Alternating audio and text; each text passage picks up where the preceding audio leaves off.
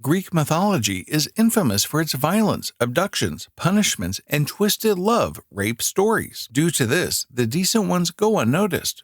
One such story is the tale of Orpheus and Eurydice, which could be termed as one of the most beautiful and tragic in Greek mythology. Want to know how it unraveled? Let's find out.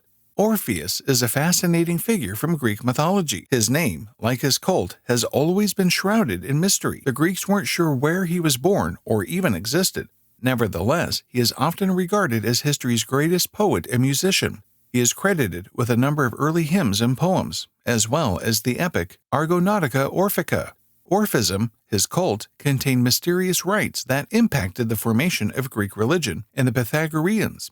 He was the son of Thracian king Oregus, or, as Pindar put it, the sun god Apollo. The muse Calliope was commonly referred to as his mother. Although the ancient authors disagreed on the matter, Orpheus is believed to have learned the lyre from Apollo, but eventually surpassed him. It was also claimed that his music could soothe even the most violent monsters and manipulate animals, as well as inanimate objects such as rocks or rivers. He also appears as Jason's friend in the Argonautica journey. According to legend, he saved the Argonauts from impending death by drowning out the poisonous sirens' calls with the sound of his lyre. If ancient accounts are to be trusted, he is credited by teaching humankind agriculture, writing, and medicine. He is also said to have been an astrologer, a seer, and the originator of several mystic ceremonies. Orpheus's strange and euphoric music would pique people's interest in things beyond the natural and have the capacity to open people's minds to new and unexpected notions. The story begins when Orpheus falls in love with a nymph called Eurydice. His gaze was drawn to a wood nymph at one of the gatherings of humans and monsters. She was both gorgeous and shy, and was attracted to Orpheus by his voice. The enchantment of beauty in song and appearance was so strong that neither could take their gaze away from the other. Something unexplainable tugged at the two young people's emotions, and they quickly found themselves deeply in love, unable to spend a second apart. Orpheus played his lyre while she danced, and the two had a happy life. They were so madly in love that they were soon married to Hymenaios, the god of marriage himself. However, Hymenaios predicted that happiness would quickly vanish in this state of joy. Eurydice was an undeniably beautiful nymph. The extraordinary beauty did not go unnoticed. Right after the wedding, a minor deity named Aristeus assaulted Orpheus and sought to kidnap Eurydice. The nymph dashed into the woods, where she was bitten by a deadly snake. In a second version, Eurydice is bit by the snake after recklessly dancing with other nymphs in the woods while celebrating her wedding. Both versions' outcomes were identical. Eurydice was dead, and Orpheus had lost his soulmate. Heartbroken and crushed by her death, he realized that life on earth was worthless without her, and he resolved to go to any length for his lover. He then got his lyre and proceeded to resurrect her from the dead. In the Greek underworld, he enchanted the three-headed guardian hound Cerberus with his music, allowing him to pass through. Then he continued traveling among the spirits of the dead until he arrived at the thrones of Hades and Persephone, the realm of the dead's king and queen. Orpheus sang and played his lyre while they asked him what he was looking for. His song was the saddest and the most beautiful tune ever heard in the underworld. In its essence, he sang of Eurydice's terrible demise and his love for her. He then sang of his grief and his desire to reclaim his wife. Orpheus persuaded the gods of the underworld to return him to his bride.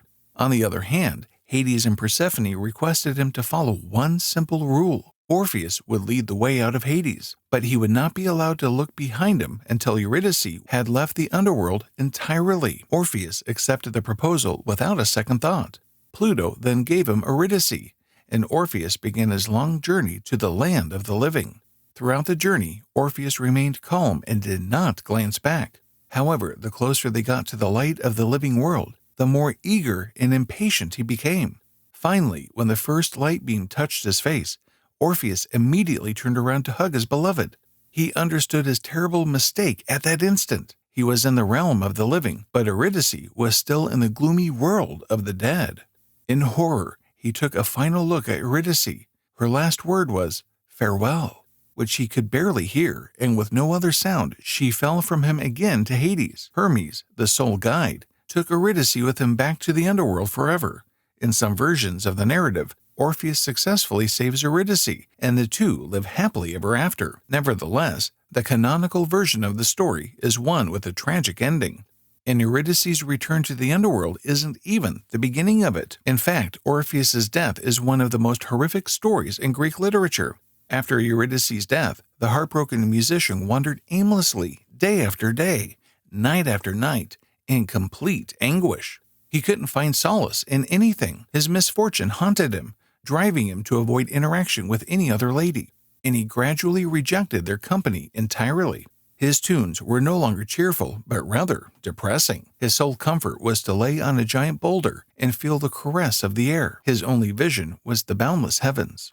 As a result, a swarm of enraged ladies came across him, enraged by his contempt for them. Orpheus was in such a state of desperation that he did not even attempt to repel their attacks. The ladies murdered, chopped him, and tossed his body and lyre into a river. His head and lyre are reported to have drifted downriver to the island of Lesbos. The Muses discovered them and gave Orpheus a proper burial. People said that his tomb emitted sad yet beautiful music. His spirit descended to Hades, where he was ultimately reunited with Eurydice.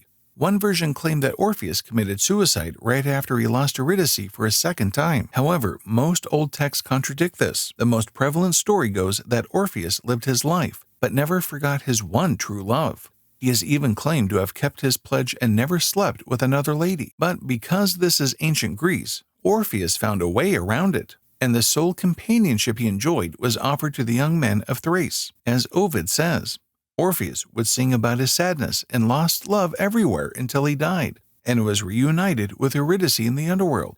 In general, Orpheus is seen as a heroic person who does a noble romantic action for the cause of love.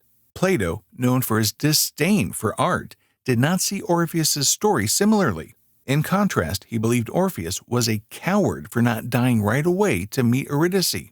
Others perceive a definite relationship between the tale of Orpheus and Eurydice and a chthonic mystical tradition in the narrative. Furthermore, an ancient source claims that Orpheus initiated the Dionysian mysteries. It is no secret that Orpheus's worship was strongly tied to religious mysticism, as seen by the Orphic lyrics. This interpretation would also assist in determining the significance of the descent of the underworld, a recurring topic in ancient mythology, and undoubtedly a fundamental component of the so-called Orphic rituals. The latter was influential in forming other mystical cults, such as those of Adonis, Mithras, and Sol Invictus. On another note, this story's theme of not looking back is not unique. In the Bible, Lot's wife turns into a pillar of salt after looking back at Sodom, and other mythologies have similar accounts as well. Make sure you notice the patterns. And that's it for today's video. To save his loved one, Orpheus travels to the underworld and back. How far would you go for love? Let us know down in the comments. Also, if you enjoyed watching this video, make sure to hit the like and subscribe button. We'll see you next time. Until then, stay mythically mad.